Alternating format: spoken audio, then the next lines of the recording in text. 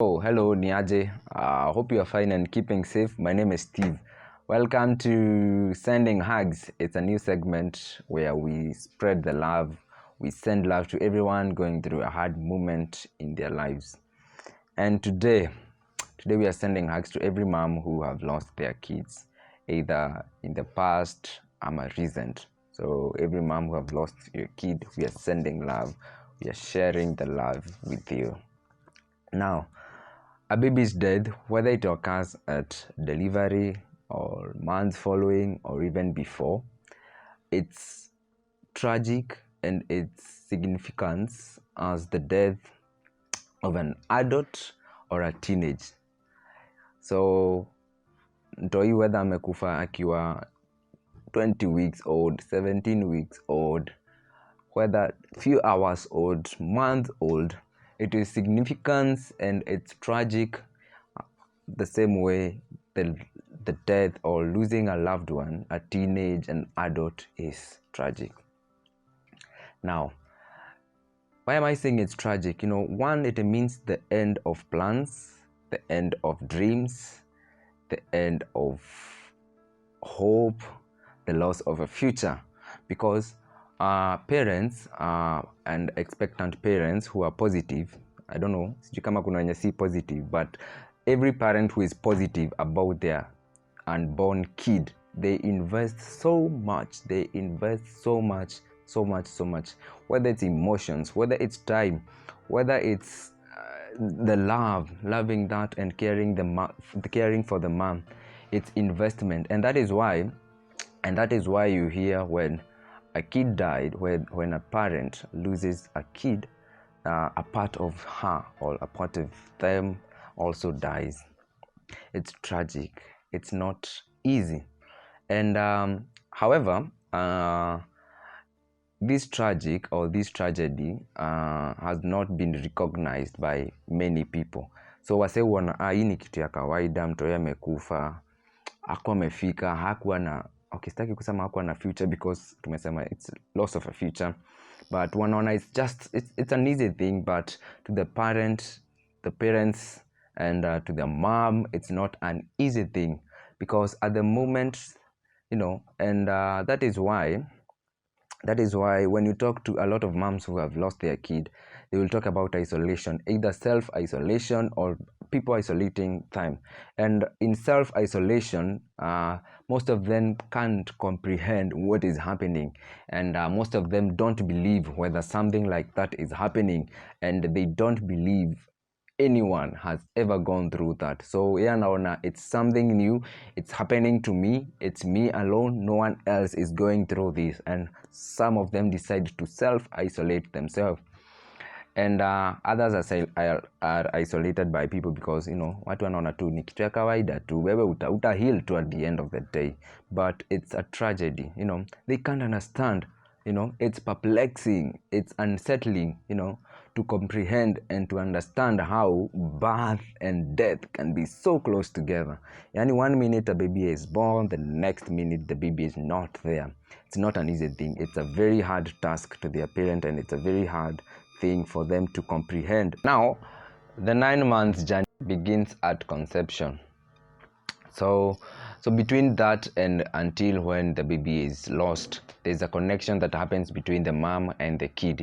This mom is preparing to fall in love for a lifetime with a person who will be close to them almost on a daily basis, there with them, sharing experiences, and close to the D-Day or before the D-Day or in the D-Day, you're separated for a lifetime instead. It's something that is very hard to comprehend and to understand. It's a tragedy. It's a breaking moment.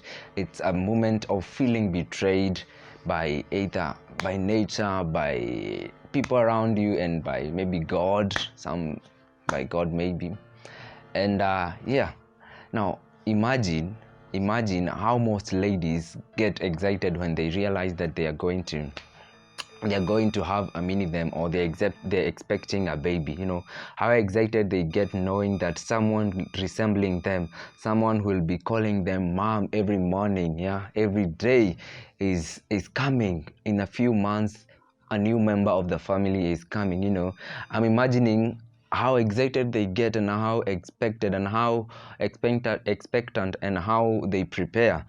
I'm imagining how the process and the things they go through, the challenges, morning sicknesses, waking up feeling tired, feeling fatigued, feeling bored, feeling like doing nothing, and maybe vomiting sometimes. Imagine insomnia knocking every night. So every night this mama goes to sleep. She's not even sure whether she's going to sleep. She's spending almost the whole night looking for the best position to sleep. Imagine a headache kicking every now and then, headache inamtafuta every now and then, migraine. She's never at ease, going to the hospital, trying water, medication, all that struggle. I hear some even have strange dreams. Unakumbuka when we were young, I remember when mtu akianza kuingia kwa teen, kuna hizi dreams mtu ukuwa nazo. Unaingia kwa bed, unaanza kuona kama unaenda kwa shimo, unaanguka, maybe those are some of the dreams wanakuanga nazo, and maybe worse because sasa ni an elder person. All that happening, all that waiting, going through all that, buying gifts and clothes, walikuwa wamejitayarisha ndo hao kupiga shopping ya mtoi, the baby is coming, we are buying toys, we are buying baby cribs, we are buying all these things for our baby, preparing, buying clothes, diapers, all these things, toys, dollies, beddings, vitu zote, everything that mtoi ina involve mtoi, buying all that. And imagine all that waiting only for her to be left with memories and pain. All that waiting, 9 months, preparing for this gift bundle of joy, only for her to be left with nothing but pain and memories. Nothing but pain and memories. I'm sending hugs to every mom going through a hard moment right now who is remembering the kid. We love you and we care about your mental health. We know it's not been easy. We care about you and we are praying for you. And may your kid, to your babies, may they pass through the morning gate and walk through paradise. May they rest in peace. Now, how do you, as a parent, how do these people deal with their loss? Every person in this world has their own unique way of dealing with loss.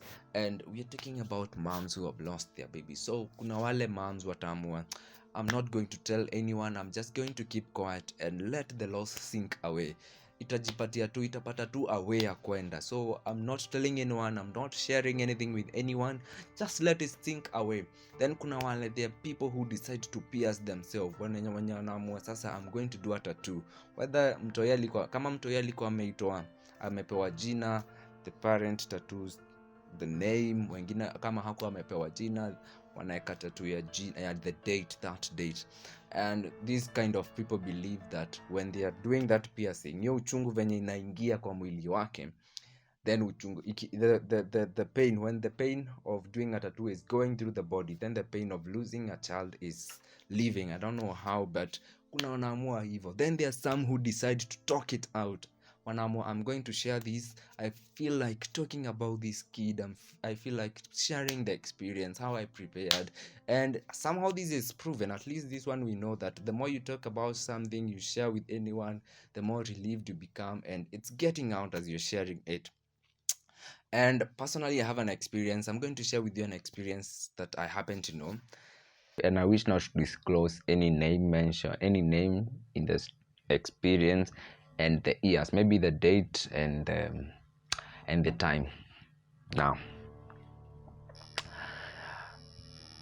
the mother who lost the kid I'm going to talk about today is decided to give this story 5 months after losing the baby. So 5 months later, that's when she decided to come out and share her experience. So it was on 11th December, and that is when the baby was born, and 28 hours later the baby passed. So hiyo day ya kwenda kupata mtoi started very well. Amefurahi sana, the mother is excited, the father is excited, the family members involved are excited. Yes, a new family member is coming, and the mother is telling herself the pain that I've been going through is soon coming to an end. Amefurahi sana na enjoy life. she leaves to hospital, anaacha ameambia watu goodbye, promising them to come back with a bundle of joy, the kid. So the husband drives her to the hospital. So at around 11 a.m. She gets induced, I don't know, because it was late, and at 12:55 p.m. she gave birth to a beautiful girl, 8lb, that is around 3.6, wacha nifanya hesabu, 3.6 kgs. So very healthy, a very beautiful girl. She was excited, mtoi amekuja, they were excited, amefurahi sana, the baby is finally here, the world has given her all she ever wanted. She was very excited, and yeah, akafurahi sana. That is around 12:55 p.m. At around 5:15 p.m. The parent, the mother, and the grandmother came, and some other friends and some other family members to say hi to the kid. And at around the same time 5:15, that is when the baby was being fed for the first time.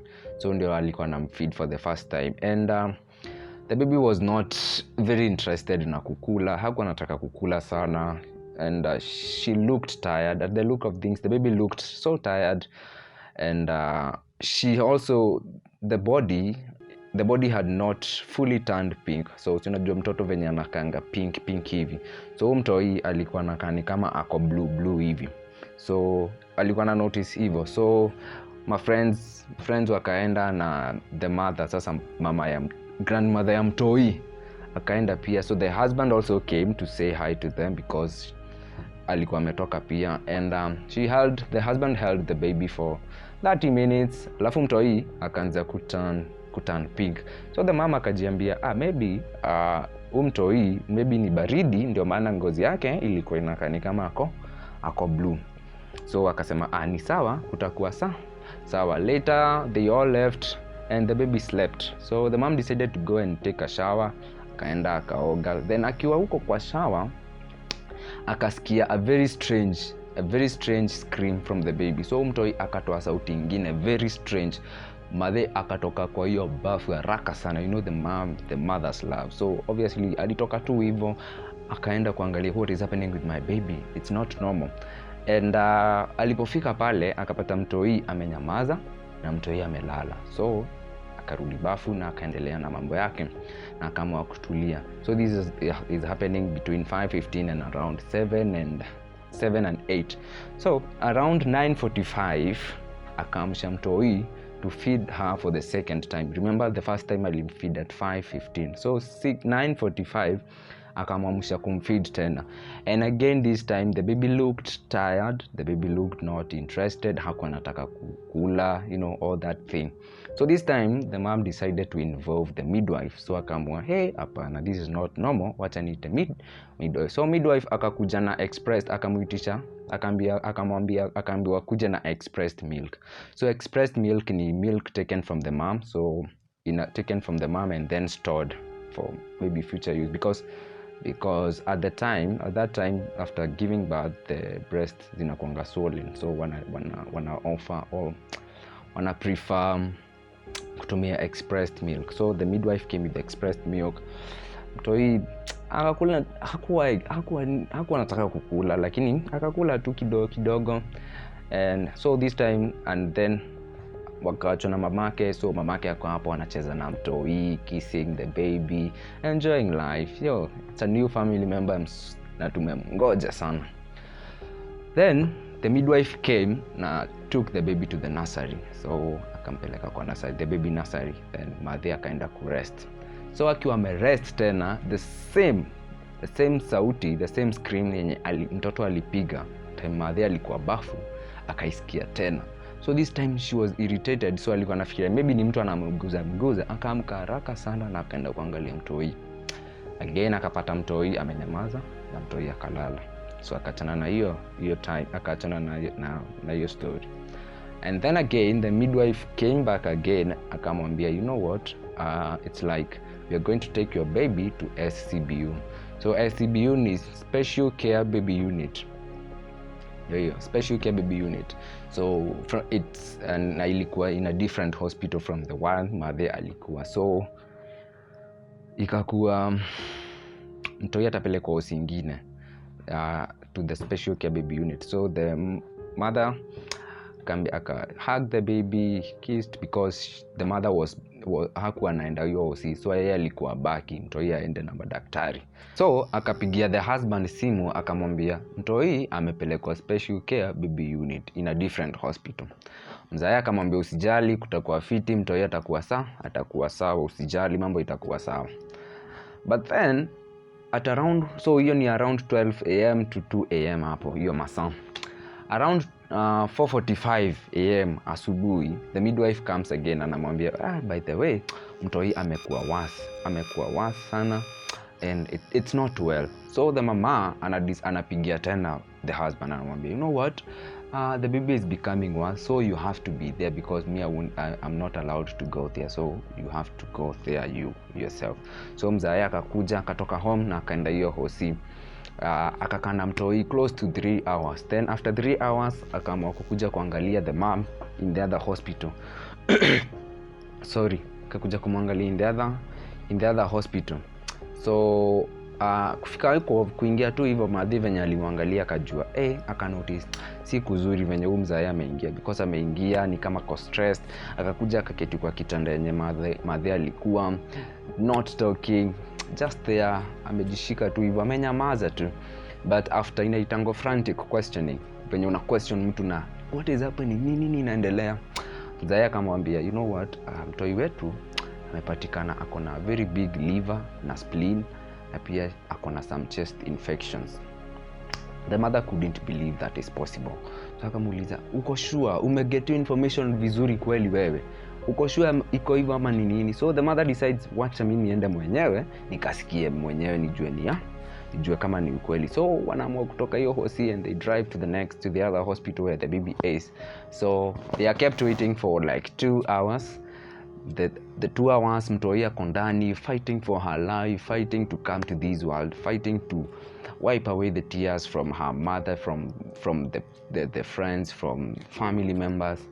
So after 2 hours they are allowed in, and one look venye the mother aliingia akaangalia tu mtoi, all the hope was gone. Akaona mtoi, the mtoi is now even, wacha sasa venye alikuwa blue, mtoi ameturn ni kama navy, sasa ni black, unaona hii anakaa black hivyo. She's connected to all tubes ziko kila mahali, all these machines attached to her body. She's not making any movement, she's not opening her eyes, lakini madaktari wanasema mtoi ako sawa. The mother couldn't speak, amenyamaza tu hivyo, just crying and hoping the baby is not going to die. But at around 3 p.m, Mathe akaona this baby is going through a lot of pain. She is in so much pain. So akadecide, akamake a prayer at 3 p.m. Akambia to God, you know what, God, I know I have the rights to this child, but wewe ndio uko na all the rights to this child. Let your will be done. Let your will be done to this child. So 2 hours later, her prayers were answered and her world fell apart. Our little angel had gone to be with the Lord. And even though mtoi alikufa, the baby died, and the mother couldn't believe this was happening. It was so heartbreaking for her. The baby had finally died. So they were allowed to cook an mtoi. So from the time the toy died at 5 p.m. So the toy was bathed, then she was dressed with this nice dress, looking all pretty. But she had gone. She was gone. She was no more. There's no way she would come home to the other family members. And so they were allowed to stay with the toy. But around 8:30 p.m, they decided to go back home. So the mom is going back home, feeling broken, feeling betrayed, feeling like running away and never to come back, crying all the way. But the baby had gone.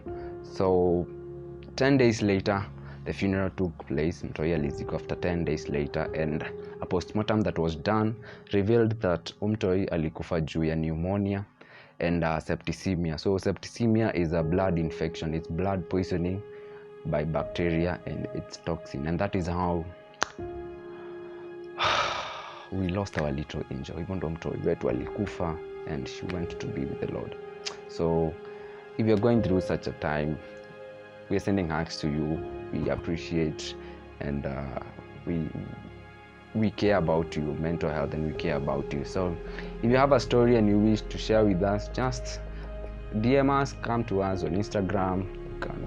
You can just comment there, then we'll reach out to you.